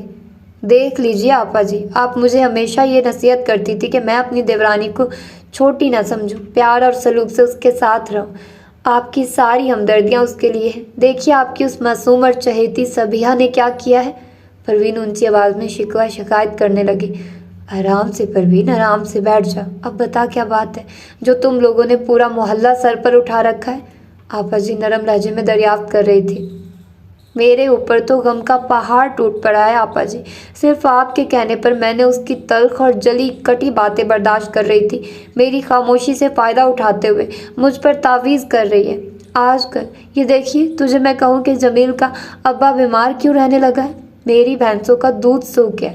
मुझे क्या मालूम था कि वो चुड़ैल डाइन जादू टोना कर रही है। परवीन आपा जी को तावीज़ देती हुई बोल रही थी। अब सारी बातें इस तावीज़ से मंसूब कर दे। शक ने जड़ पकड़ ली है तेरे दिलो दिमाग में। देख जो लिया है उसको, पर तुझे मिला कहाँ से ये? अम्मा जी ने चौंकते हुए पूछा। घर की दीवार के साथ जो जामन का दरख्त लगा है वहीं से मिला है। मुझ बेखबर और अंधी को तो नज़र भी नहीं आता था। वो भला और निम्रा बेटी का जामन तोड़ रही थी, उसकी नज़र पड़ गई, वरना पता नहीं और कितना नुकसान होना लिखा था हमारी किस्मत में। हसद और जलन उसे चैन नहीं लेने देता। परवीन मारे गुस्से के सीख पा हो गई थी। अंदर जाता हातिब ठठक कर रुक गया था। चौंक तो अम्मा जी भी गई थी, मगर जाहिर ना होने दिया। अच्छा तू जा, मैं खुद सबिहा से पूछूंगी। अम्मा जी ने उसे समझा बुझा कर भेज दिया। अम्मा जी मुझे दिखाइए ये तवीज़। हातिब ने उनके हाथ से लेकर चमड़े पर लगे मोटे धागे को दांतों से खींचकर तोड़ डाला। कर लो जो करना है। कागज़ पर लिखे ये अल्फाज ठोस सबूत थे कि ये हरकत किसकी है। खुश खत तहरीर एक चैलेंज था, एक वाज़ेह ऐलान था कि वो बाज आने वाली नहीं। और हातिब सिकंदर तो अपनी जगह पत्थर का हो गया था, हैरान और शशदर कागज़ के पुर्जे को घू रहा था। इतनी दलेरी, बेखौफी और खुदसरी और ढिठाई वो भी एक लड़की में उसने पहली बार देखी थी। गुस्सा खून की रगों में उबलने लगा। आप तो मुझसे नाराज़ रहिए अम्मा जी कि मैंने अच्छा नहीं किया। अगर वो एक हफ्ता इधर ना आई तो उसका इल्ज़ाम भी आपने मुझे दिया। अब आप क्या कहती हैं? हातिब हद से ज़्यादा बरहम लग रहा था। कुछ भी हो, तुझे उस लड़की के मामले में बोलने की ज़रूरत नहीं। मैं खुद उससे बात करूँगी और फिर पता नहीं उसने ये हरकत की भी है या नहीं। अम्मा जी अब भी यकीनो बेयकीनी किसी कैफियत में थे और मुझे 100% यकीन है कि ये उस बदतमीज़ का ही किया धरा है। हातिब अशोक से कहता बाहर निकल गया। बढ़ते अंधेरे के साथ ही परवीन और उसकी देवरानी की गाली गलौज एक बार फिर जोर पकड़ गई थी। तुम इतने दिन नहीं आई तो मैंने सोचा मैं ही अपनी बेटी को देख आऊं। कैसी है मेरी बेटी? आपा जी निम्रा के बराबर बैठती हुई शफकत से बोली। ठीक हूँ, अंदाज रूखा सा था। मेरी बेटी नाराज़ लगती है? आपा जी उसके उस नरूठेपन को देखकर शहदागी लहजे में पूछने लगी। नहीं आपा जी, रूठना, मनाना, ज़िद्दें करना ये सब तो नखरे हैं और नखरे तो हमेशा अपने उठाते हैं। और मेरे नखरे पूरे करने वाले तो बचपन में ही मुझे छोड़कर चले गए थे। मेरी ज़िद्दें भी अपने साथ ले गए और मैं नखरे करना भी भूल गई। नाराज़ कैसे होते हैं, क्यों होते हैं, कैसे मनाया जाता है, मैं नहीं जानती और ना ही जानने की ख्वाहिश है, क्योंकि मैं जानती हूँ कि मैं अकेली हूँ, मेरा अपना कोई नहीं, सब गैर है। इसलिए नाराज़ भी नहीं होती। और फिर आपसे नाराज़ होने की भला क्या तुक बनती है? निम्रा, जो अपना दुख भूल गई थी, अचानक ही बशाश से बोलती मुस्कुराने लगी और नरम दिल आपा जी का दिल मगमूम सा हो गया। अल्लाह के हर काम में मसलहत होती है बेटी, तू अकेली तो नहीं, बहुत से लोग हैं जो तेरी परवाह करते हैं, तुझसे मोहब्बत करते हैं, इसलिए चाहते हैं कि तुझे कोई दुख ना पहुंचे, अनजाने में कोई नुकसान ना कर बैठे। आपा जी अपनायत से गोया थे। आप क्या कहना चाह रही हैं आपा जी? निम्रा ने वजाहत तलब की। मैं पिछली बातों को दोहराना नहीं चाहती बेटी। हाँ, एक बात ज़रूर कहूँगी कि तू मेरे लिए निग्गी जैसी है, और बेटियाँ जब कोई गलत काम करें या नासमझी का मुजाहरा करे तो उन्हें टोकना और समझाना बड़ों का फ़र्ज़ बनता है। बेटियाँ जब गुड़ियों के साथ अपनी सहेलियों के संग शाम तलक गलियों में खेलती रहती हैं तो माएँ कभी उन्हें मना नहीं करती, मगर जब उन्हीं गुड़ियों जैसी बेटियों के कद माँ के बराबर पहुँचने लगते हैं और गली में से गुजरने वालों में से हर एक की नज़र उन पर जमने लगती है तो माएँ उनकी तमाम शरारतें और खेल बंद करवा देती हैं, ऊंच नीच समझाती हैं और उन्हें चादर, चार दीवारी और इज्जत की अहमियत का पहला सबक देती हैं। इसलिए कि बेटियों की तमाम तर जिम्मेदारी माँ पर होती है। अगर बेटी की शिकायत कर आती है तो माँ का सर शर्म से झुक जाता है, और जो बेटियाँ माँ के पहले दर्ज को दुपट्टे को पल्लू में बांध लेती हैं, वो कभी कोई ऐसा काम नहीं करती कि उनकी माँ को लोगों की बातें सुनना पड़े या फिर बरादरी वाले बुरा भला कहें, बल्कि अजीज़ रिश्तेदार उसे अपनी धी कहने पर फ़ख्र महसूस करते हैं। आपा जी तजुर्बे की रोशनी में कह रही थी। और जिनकी माएँ नहीं होती? मलूल ज़दा लहजे के सवाल में दुख और कर्ब था। खुदा की ख़ास रहमत होती है उनके साथ। अगर खुदा एक सहारे से महरूम करता है तो दूसरे सहारे से नवाज भी देता है। बस कबूल करने की बात है। बहुत से अजीज़ व अकारब होते हैं जो अपना फ़र्ज़ निभाते हुए तानाई की बातें बताते हैं, मगर उनकी बातें और नसीहतें बुरी लगती हैं, शायद इसलिए कि उनका अंदाज़ नागवार और बेजार कुन होता है, समझाने का तरीका गलत होता है, या फिर वक्त गुजर जाने के बाद उन्हें अपना फ़र्ज़ याद आता है और तब उनकी अच्छी और हर जायज़ बात भी बुरी लगती है। मगर मैं समझती हूँ कि अक्ल और शऊर तो हर इंसान को रब ने दिया है। अपनी इस अक्ल को बरोए कार लाते हुए वो इतने मजबूत किरदार बना लेते हैं कि उन्हें किसी की नसीहत, मदद, रहनुमाई और मशवरे की चंदा ज़रूरत नहीं पड़ती। तुम में या कोई भी इस मौला करीम को मुर्द इल्ज़ाम नहीं ठहरा सकते कि उसने यतीम कर दिया था इसलिए हम बिगड़ गए।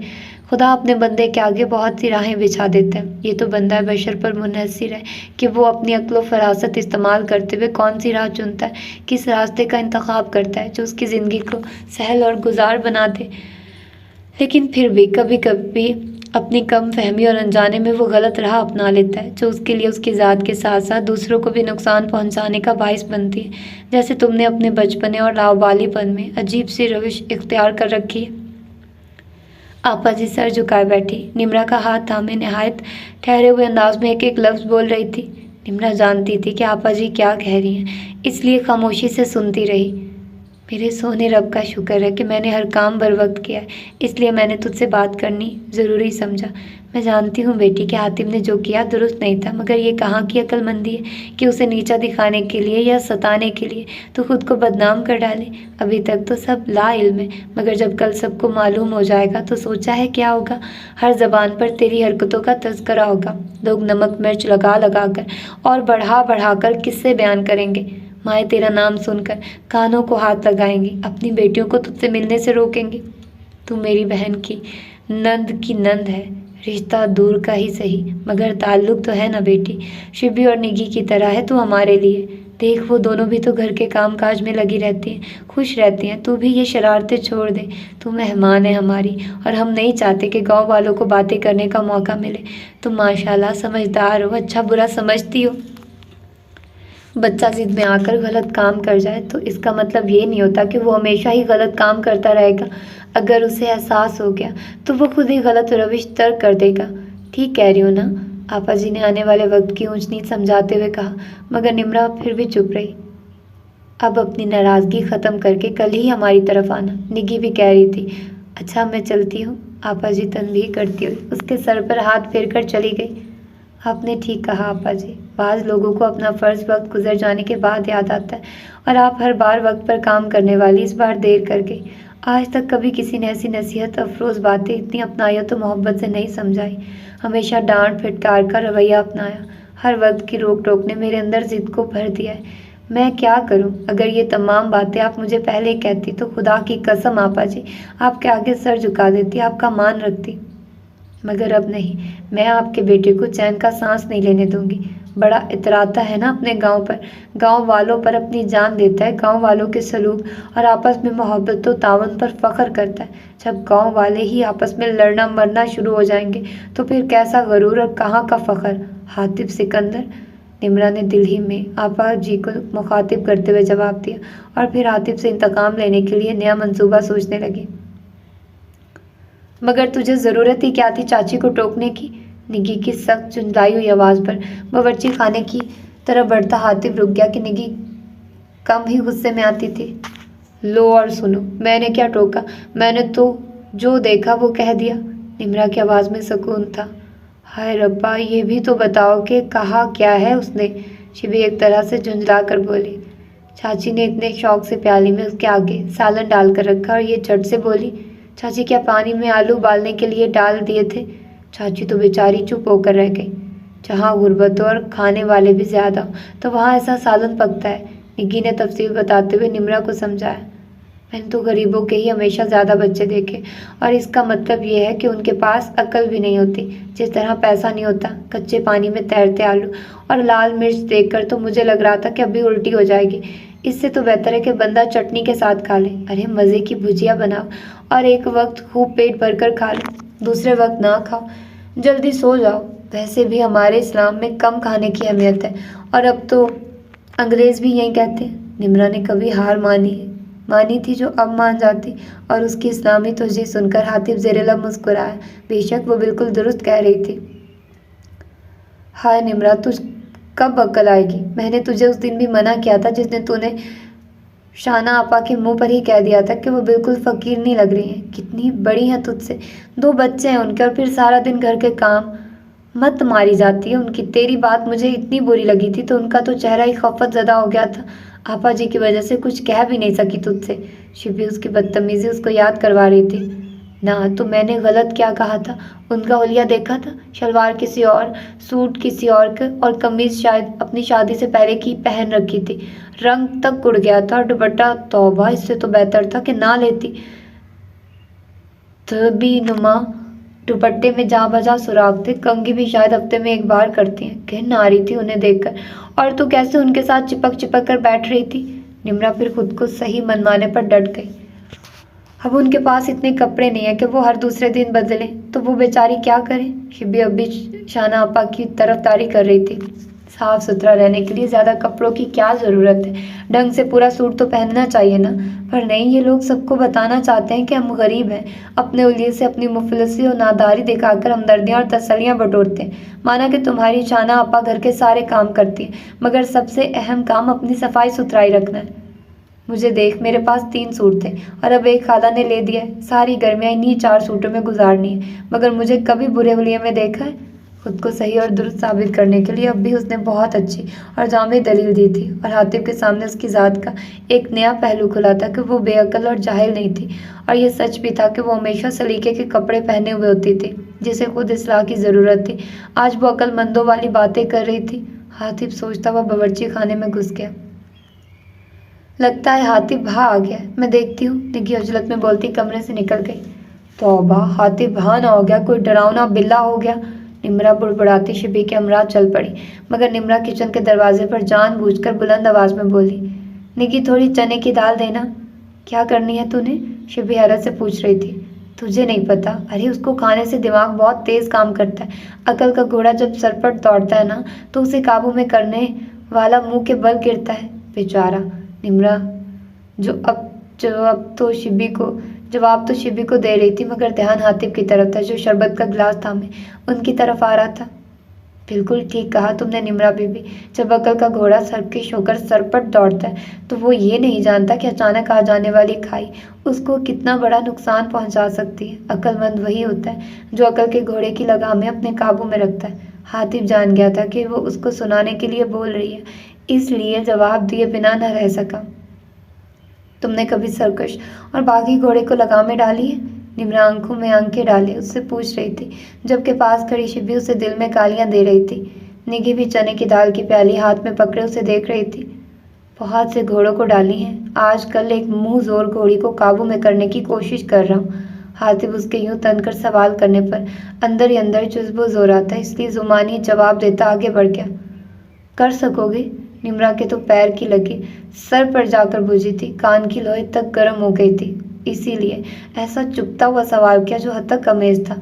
हातिफ फौरन पलटा था, भस्म कर देने वाली आंखों से देखा उस बाहिम्मत लड़की को जिसने उसकी मर्दानगी पर वार किया था। निगी और शिबी की मौजूदगी का एहसास न होता तो ऐसा जवाब देता कि फिर कभी किसी मर्द को ललकारने की हिम्मत न करती। काबू करने के लिए तमाम तरीकों से वाकिफ हो, नाजायज़ तरीका इस्तेमाल करने से पहले ही वो सुधर गई तो ये उसके हक में ज़्यादा अच्छा और बेहतर है, अगर ज़्यादा अड़ी तो पछताएगी। हातिम ने खुद को कंट्रोल करते हुए जवाब दिया। इतना गरूर? निम्रा का लहजा इस्तज़ाइया और शर्मिंदा करने वाला था। गरूर नहीं, यकीन है खुद पर। मैंने हमेशा इसी काम में हाथ डाला है जिसका मुझे यकीन हो कि मैं ये कर सकता हूँ और जो मेरे इख्तियार में होता है, और हमेशा ही कामयाबी मेरी मुकद्दर बनी है और अब भी इंशाल्लाह ऐसा ही होगा। हातिफ पूरे वसूख से बोल रहा था और ऐसे में हल्की सी मुस्कान उसके होंठों के गोशों को छू गई थी जो निम्रा को खाकस्तर कर गई, और अभी कोई करारा सा जवाब देने का सोच ही रही थी कि किसी ने हातिफ को दरवाजे से आवाज़ देकर बाहर बुला लिया। या अल्लाह, लाख शुक्र है तेरा। निम्रा तू अपने साथ हमें भी मरवाएगी? क्या ज़रूरत थी आतिफा से बहस करने की? शिबी सुकून का सांस लेते हुए उलझ कर बोली। उसे झुलाते और तलमलाते देखकर बड़ा मज़ा आता है। निम्रा ने सिर्फ ये सोचा, कहा नहीं। कहा तो सिर्फ ये, बेफिक्र रह, शादी से पहले तू नहीं मरने वाली। सलील कमीनी, आहिस्ता बोल। शिबी की जो कि मंगनी हो चुकी थी इसलिए घबरा कर बोली। ये ले निम्रा दाल, और भाग के आने से पहले ही चली जाओ। निगी शिबी की हरकत पे मुस्कुराते हुए बोली। क्यों, तेरे भाग के आने के बाद क्या इस घर में बाहर से आने वालों के लिए कर्फ्यू लग जाता है? हवालदार कहीं का। रख ले ये दाल भी, चबाने के लिए देना उसे उस भाग को। वैसे तुझे पता है कौन चने की दाल खाता है? निम्रा एक आंख दबाते हुए शरारती अंदाज में मुस्कुराए। पास आ जा तू निम्रा, मेरे इतने सोहने वीर को तू घोड़े से मिला रही है। निगी ने निम्रा का कान खींचते हुए कहा। अच्छा चल। निम्रा भी उसको साथ घसीटती चली गई। 2 दिन के सुकून के बाद गांव में जैसे एक तूफान सा आ गया था। आपा जी तो अंगश्त बदिंदा थी। हर दूसरे दिन कोई ना कोई आ जाता था अपना दुखड़ा सुनाने, अपनी किसी रिश्तेदार या पड़ोसी की शिकायत लेकर। हत्ता कि अब तो मर्द हजरात भी अपने खेत खलियान के बाइस गाली गलूच और तू मैं करने लगे थे। परवीन की देवरानी सबिहा के कमरे की दीवार से तावीज़ निकला तो जंग जारी हो गई। रमज़ान चाचा के घर किसी ने ज़िबा की हुई मुर्गी फेंक दी तो बीवी और सास एक दूसरे को इल्ज़ाम देने लगी कि उसने इस पर जादू किया है। अपनी अपनी मुर्गी और मुर्गों को घेर घेर कर अपने घर लाने तक तमाम औरतें थक जाती और ऐसे में वह ज़बान इस्तेमाल करती कि अल्लाह की पनाह। अंडे अक्सर व बेशतर ही गायब होने लगे, तल्ख कलामी बढ़ने लगी। छतों पर सुखाने के लिए कपड़े डाले गायब हुए, मगर फिर 1-2 रोज़ बाद किसी और की छत से मिलते तो एक हंगामा खड़ा हो जाता। खेतों को पानी लगाकर रात गए तक वापस आने वाले मर्द हजरात को मुख्तलिफ निशानियां झेलनी पड़ती। कभी कोई खरबूजों के से फिसल पड़ता तो कभी कोई खुद पर अचानक गिरने वाले अजीबो गरीब धागों पर वो अखला कर रह जाता। और जब कोई नहूसत भरी आवाज़ में गंदी और मरियल सी बिल्ली एक परछाई की तरह किसी के पीछे पड़ जाती और 1000 धमकाने डराने पर भी पीछा ना छोड़ती तो उस पर किसी आसेब का शुबा आने लगता। ऐसे में खौफजदा होना लाजमी था। मगर उन दिनों एक ऐसी बात हुई थी जिसका इल्म खुद निम्रा को भी नहीं हुआ था, और नई बात यह थी कि निम्रा की खूबसूरती और शोखियाँ लड़कों को बेच मौजू गुफ्तगू बनी हुई थी। बहुत से मन चले तो कमेंट डालने पर बेकरार व बेताब थे, मगर सब सिर्फ सोच कर रह जाते कि वो गांव की मोतबर हस्ती आपा जी की बहन की मेहमान थी, इसलिए अब तक किसी की हिम्मत नहीं हुई थी। मगर इसमें भी शायद निम्रा की बेतकल्फ़ी की हदें पार कर जाने की आदत का कसूर था, चूँकि वो तमाम घरों में जाती थी और हंस हंस कर घर के हर छोटे बड़े फ़र्ज से बेतकान बातें करती थी, अपना मतलब निकालने के लिए और अपनी पोजीशन साफ रखने के लिए भी। इसलिए बिलखसूस लड़के समझते थे कि वो उनकी खातिर उनके घर आती है, और ये इल्तफ़ात, हुस्न शादाबी और हंसी के नुकरई ख़जाने उनके नाम लगने वाले हैं। कैसी बातें करती हो आपा, कैसे उसे वापस भेज दूँ? एक उसका माँ आया जो इन 3 महीनों में एक बार भी अपनी सगी बहन की खैर खबर लेने नहीं आया। सन मुरीद कहीं का, इतना भी बीवी से क्या डरना, कहकर गया था कि जब मेरी साली का रिश्ता हो जाएगा तब इसको यहाँ से आकर ले जाऊँगा। खाला अपनी बड़ी बहन आपा जी के कहने पर कि निम्रा को वापस भेज देते हैं मुतासिफ सी वजह बता रही थी। साली के रिश्ते के साथ निम्रा का क्या ताल्लुक़ है? आपा जी हैरत से गोया हुई। आज साली भी तो घर आई हुई है, 5वां बच्चा जो हुआ है मेरी नंद के घर। निम्रा के साथ तो कभी अच्छा सलूक किया नहीं, इसलिए निम्रा ने भी इस मर्तबा खिदमत करने से इनकार कर दिया तो साली साहिबा आ गई और अब वहीं से रिश्ता ढूंढा जा रहा है। मगर जो भी आता है निम्रा को पसंद करके चला जाता है, इसलिए मेरी नंद ने यही हल निकाला है कि इसको भी यहाँ भेज दिया जाए। देख लो आपा, ये ज़माना आ गया कि जवान बहन बोझ लगने लगी है। ये भी तो कर सकता था कि जो पसंद करके गए थे निम्रा को वहीं ब्याह देता, मगर मेरी नंद बड़ी चालाक है। थोड़ी बहुत जो जमा पूंजी होगी वो अपनी बहन के ब्याह पर खर्च करना चाह रही होगी। खाला अपनी नंद को अच्छी तरह जानती थी। है भी तो खूबसूरत, दूध वर्गी, चिट्टी, नाक नक्शा भी बुरा नहीं, बस लाउबाली और ज़िद्दी है। मैंने उस दिन कितना समझाया मगर कोई असर नहीं हुआ। सारे गांव का चैन बर्बाद हो गया। हर एक उम्र तक ही शरारतें भली लगती हैं, वरना लोग कहते हैं कि जवानी संभाली नहीं जा रही। मैंने तो इतनी खुदसरी अपनी हयाती में पहली बार देखी है। आपा जी के तौसीफ़ी लहजे में अब नागवारियत आ गई थी।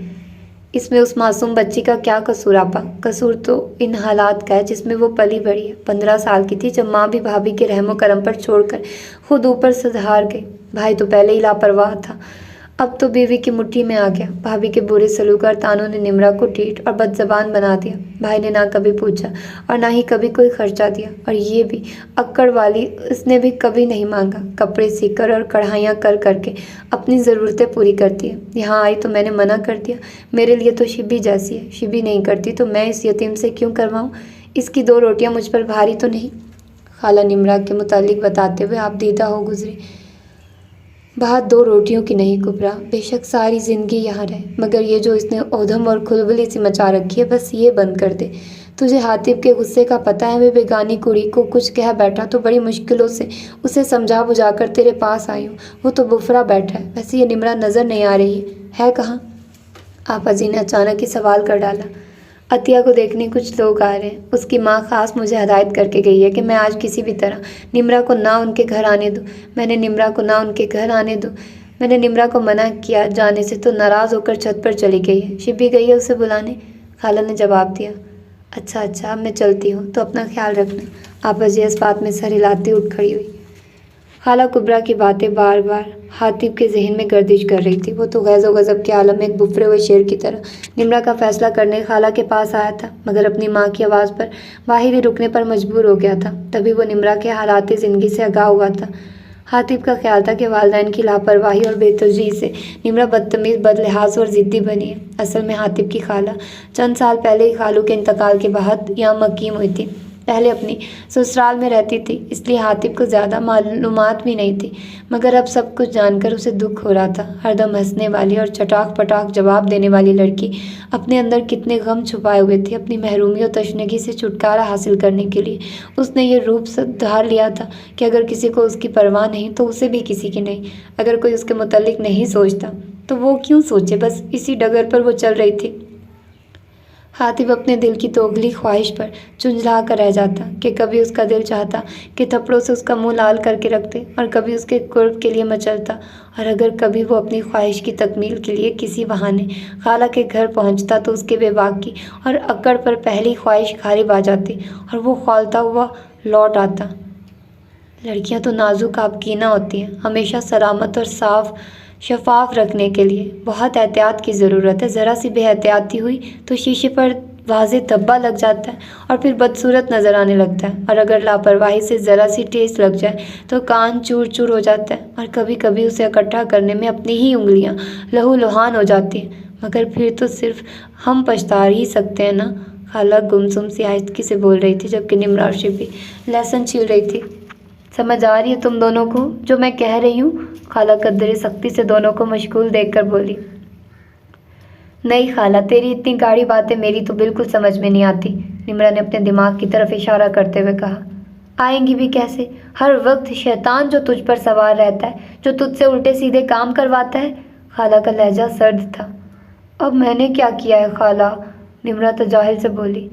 तूने भा अब्दुल्ला के पाउडर में खारिज का पाउडर नहीं मिलाया क्या? ज़ोहरा की देगचियों और गिलासों में मेंढक रख दिए। वहाँ फखरदीन के बिस्तर पर प्लास्टिक का सांप रख दिया। अगर वो बेचारा सांप की दहशत से मर जाता तो कौन जिम्मेदार था उसकी मौत का? बोल। खाला गुस्से से देखती हुई बोली। हाय रब्बा खाला, ये तो कोई इंसाफ ना हुआ। एक आध शरारत करके मैं फंस गई, अब तू कहेगी जितने बच्चे अगवा होते वो मैंने करवाए, बम के धमाके भी मेरी कारस्तानी और किसी की मौत भी मेरे खाते में लिख देना। हद हो गई ना इंसाफी की। निम्रा साफ मुनकिर हो गई और खुद को बचाने के लिए बोंगी सी मिसालें देने लगी।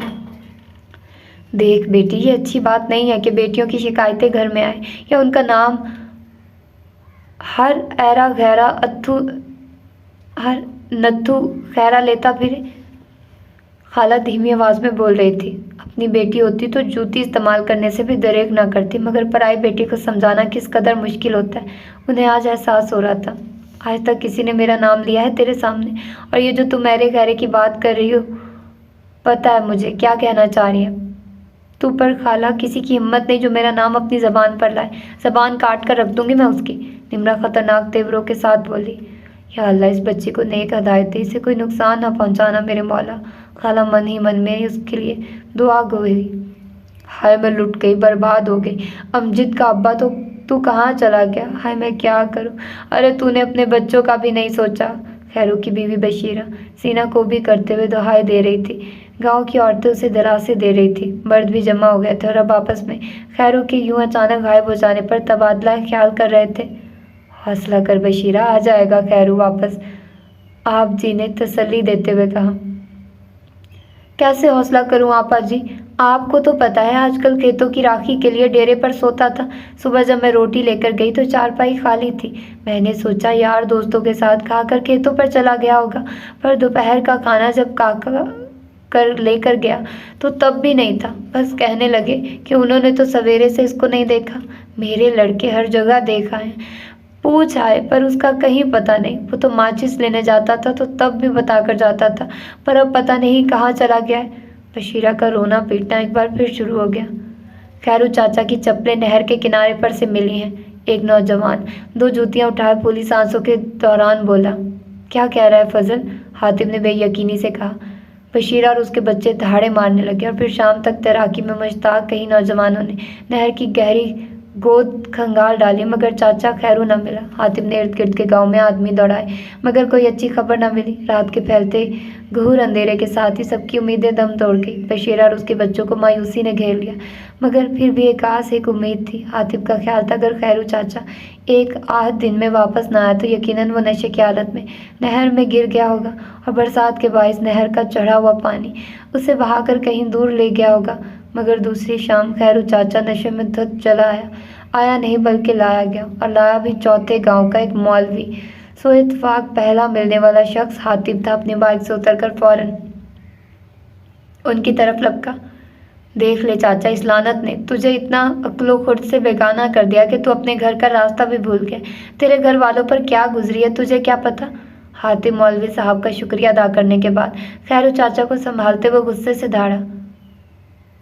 बहुत अच्छी गुजरी, सरूर ही सरूर। मेरी बेटी तो तू खुश रह, खुश रह।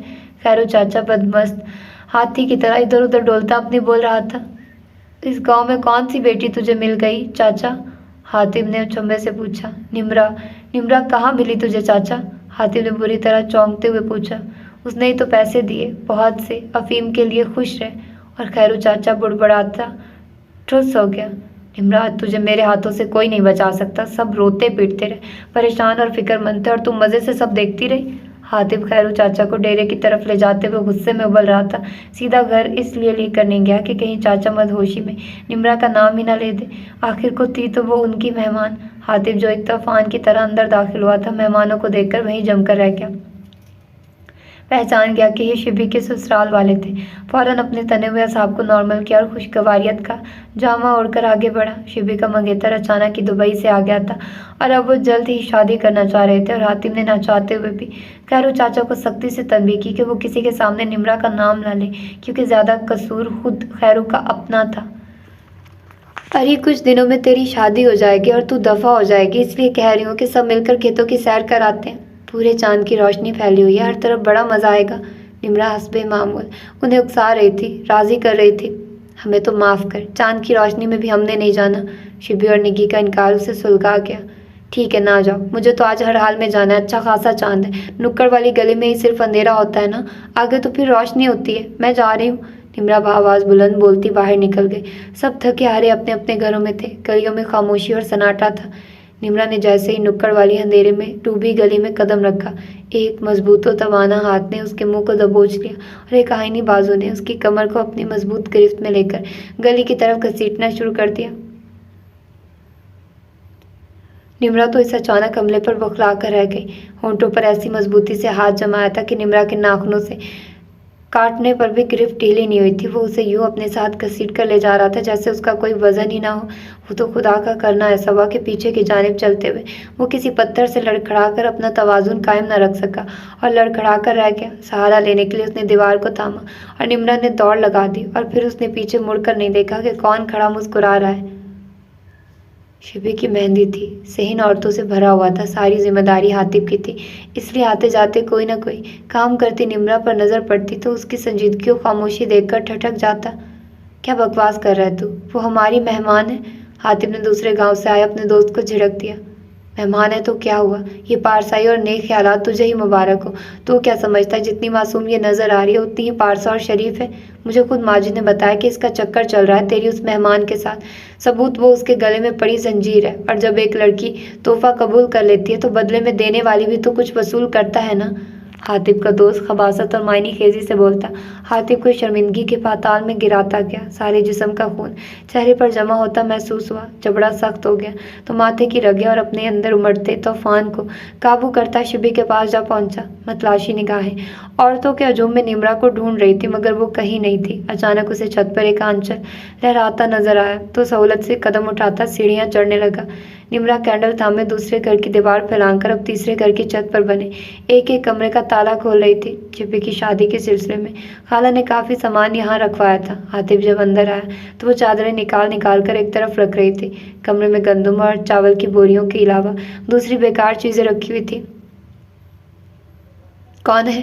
आहट पर खौफजदा आवाज में पूछा, मगर हातिब को देखकर तसल्ली भरा सांस लेकर दोबारा अपना काम करने लगी। मगर हरकत करते हाथ उस वक्त साकिन हुए जब समाज से दरवाज़ा बंद होने की आवाज़ टकराई। क्या काम है? क्या लेना है? निम्रा ने करख्तगी से पूछा। जो तू देगी, हातिब के जुबानी जवाब से खौफ की लहर उसे अपनी रीढ़ की हड्डी में सनसनाती महसूस हुई, दिल डूबता महसूस हुआ। तो ऐसा नहीं हो सकता हातिब, क्या मतलब है तेरा, और तूने क्यों बंद किया है?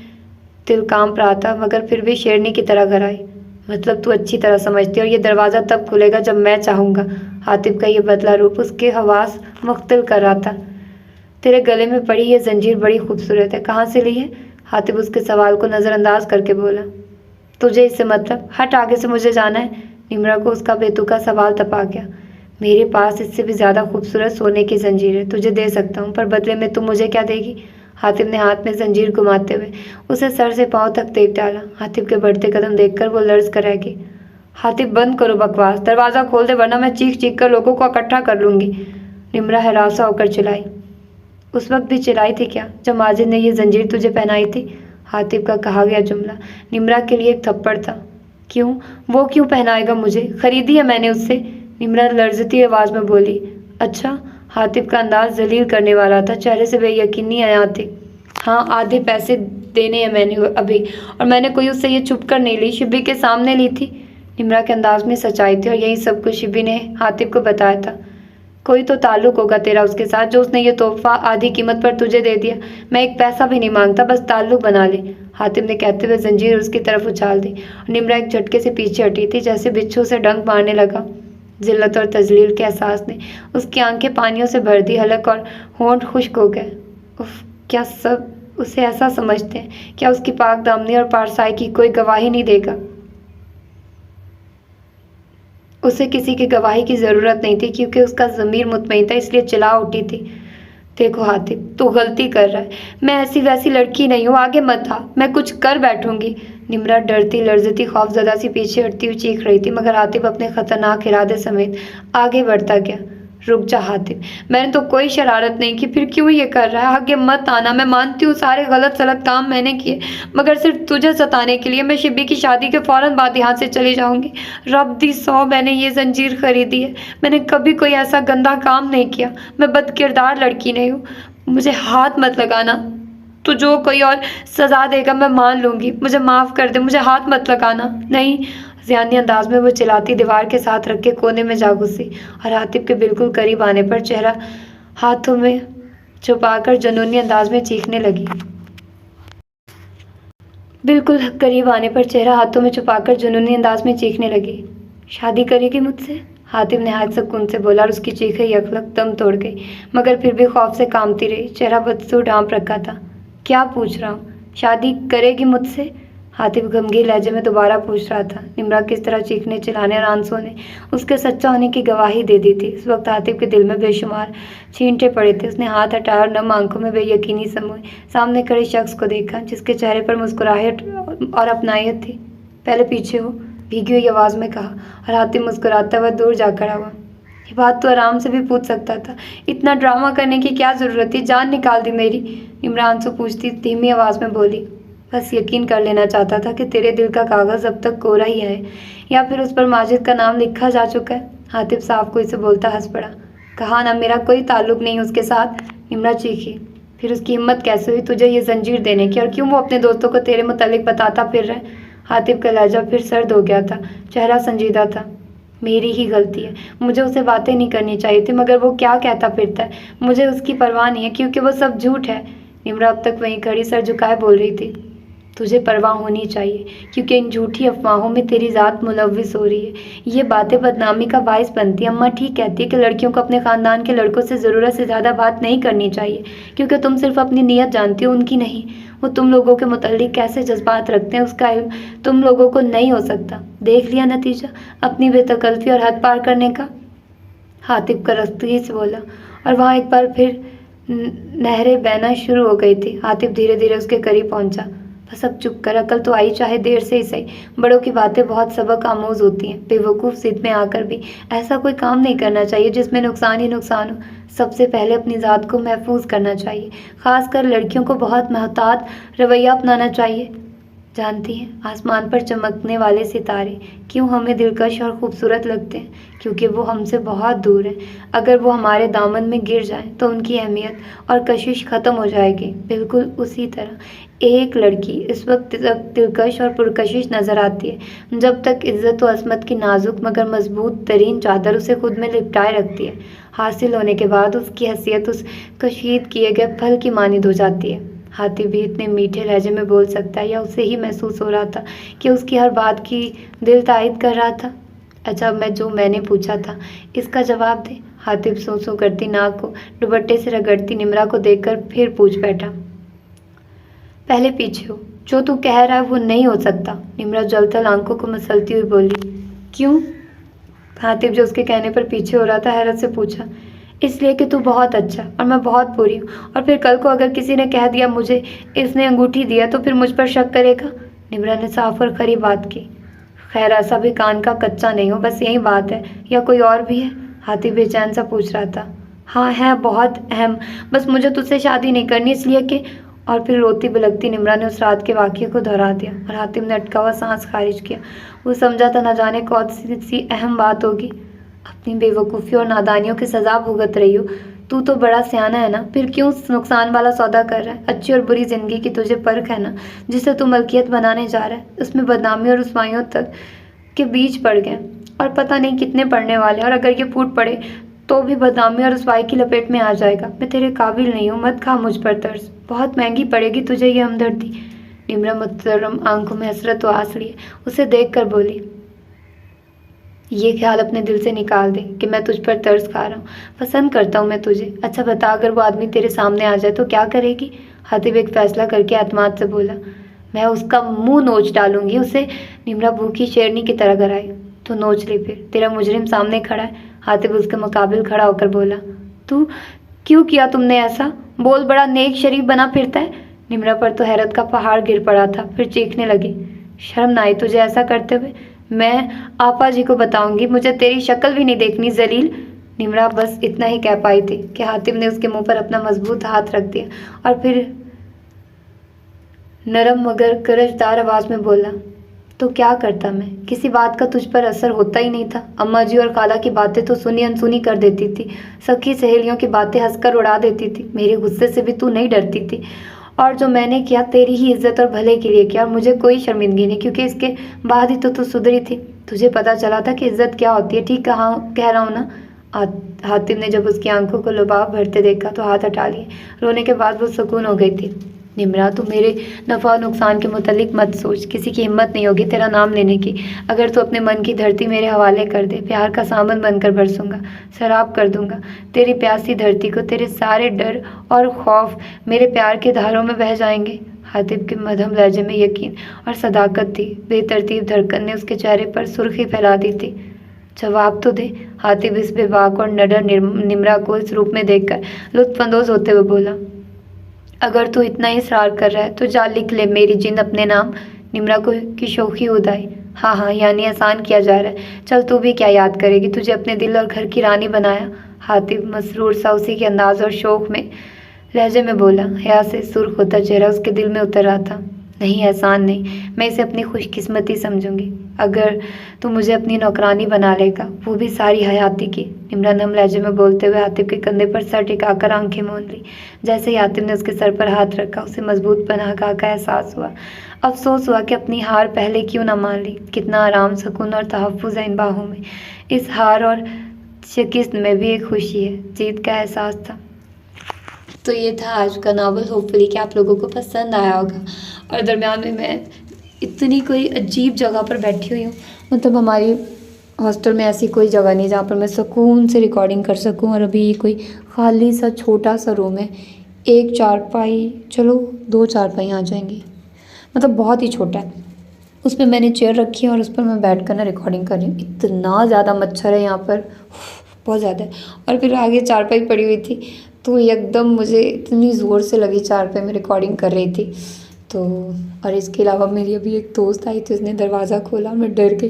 तो उसने इतने आराम से दरवाज़ा खोला ना, तो मैंने कहा ये क्या तरीका है, तुमने मुझे डरा दिया। तो वह कहती कि मैं खुद डर गई थी ना कि तुम पता नहीं इधर हो भी कि नहीं हो। तो खैर अब वो मुझे बुलाने आई थी, हम लोग कह रही थी विंडो शॉपिंग करने चलते हैं, तो हम लोग जा रहे हैं, देखते हैं कुछ शॉपिंग करती हूँ मैं थोड़ी बहुत, सर्दियाँ भी आ रही हैं। तो फिर ठीक है, अपना ढेर सारा ख्याल रखिएगा, मुझे दुआ में याद रखिएगा। हम इंशाल्लाह कोशिश करूँगी कि आप लोगों को रोज़ अच्छे अच्छे नावल्स दूँ और आप लोग इंतज़ार कीजिएगा, ठीक है। और बुक्स फॉर एवर चैनल पर ज़रूर जाइए, वहाँ पर भी मैं नया नावल स्टार्ट करती हूँ और रद्द नावल को भी कंप्लीट करती हूँ। अगर वो कंप्लीट हो गया है तो उसकी एपिसोड्स अगर कंप्लीट आ चुकी हैं तो मैं वो सारी रिकॉर्ड करके आप लोगों को सुनाऊँगी, ठीक है। और अमर बेल नावल का भी कुछ करते हैं। तो अपना ढेर सारा ख्याल रखिएगा। अल्लाह हाफिज़।